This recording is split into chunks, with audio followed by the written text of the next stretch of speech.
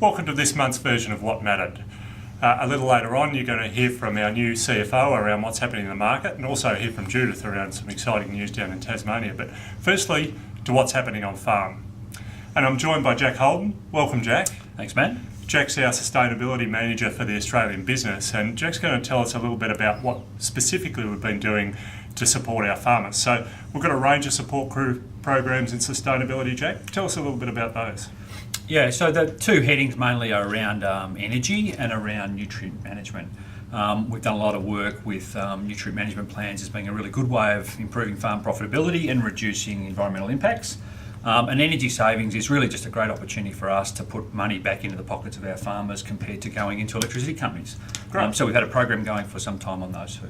Excellent. So presumably out of that, farmers are more profitable, as you say, and we also get the kind of outcomes that our business and our customers are looking for in a sustainability sense. So tell us a little bit more about the kinds of savings we've seen from an electricity program. Yeah, so one of the simple things we do is a tariff review. So we've had over 300 of our suppliers send in their bills to us here. We get them reviewed by one of our specialists. There's probably a 30% saving on average between what our suppliers are paying and the best tariff on the market. So we've identified those savings for them. It works out at probably 300 of our suppliers have been through that process. That's money that's going back into our supply base that otherwise would have got lost. Excellent. Well, thanks very much for sharing that. If you want to know more about that program, please talk to your area manager, and we'll catch you next time. Thanks, Jack. No worries. Thanks, man. So now to what's happening in the market. I'm joined today by Abhy Maharaj. Welcome, Abhy. Thank you, Matt. Abhy's recently joined the Australian business from Fonterra in New Zealand, and he's now the CFO here. So, Abhy, tell us a bit about, firstly, what is happening in terms of production in New Zealand, what we're hearing from over there. Sure, Matt. Great to be here in Australia as well. So, looking forward to being out there and meeting a lot of you in the road shows. New Zealand milk production currently down about 6%. We're forecasting New Zealand milk to be down about 5% for the full year. That's a pretty significant decline. It's obviously dry conditions plus the lower milk price in New Zealand. Farmers aren't feeding PKE or supplements to the cows, so production down on the back of that. Yeah, okay. So lower expected production there. Our farmers will understand well the potential impacts here. What's that mean from a global supply perspective? How does that translate to some of the other production regions? Yeah, a little better with the supply-demand situation. Still a lot of milk coming out of Europe. So a lot of that milk is coming into Asia. So as you know, Russia was a big demand market for them. It's currently not a market they can access. So a lot of milk into Asia. We're obviously competing with that. The US is largely on a supply-demand balance consistent or just up 1%.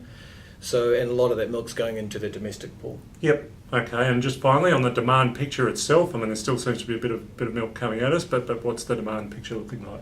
Look, the demand from Southeast Asia has been quite strong. So, we're positive about that. We're selling a lot of product into Southeast Asia. Japan has also been quite strong and stable for us.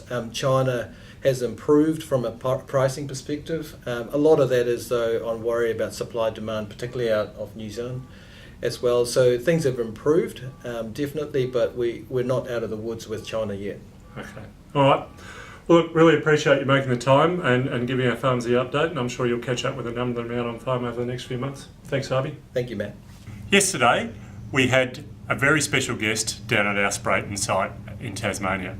Judith Swales met with the new Prime Minister of Australia, Malcolm Turnbull, to talk about the fantastic opportunity that the free trade agreement provides our industry. Let's hear a little more about that discussion.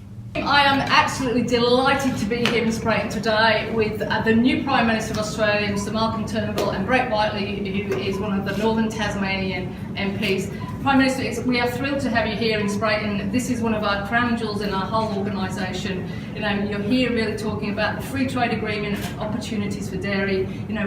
What do you see for us? This is such an exciting time for Tasmania, for Australia, but it's a really exciting time for you and all of your employers. Your team is going to export more and more milk products into China now that the China-Australia Free Trade Agreement is agreed and is going through the Parliament. We have the support of the opposition to it, as you know now, so it'll go through. It's going to happen. That is the world's single biggest national economy.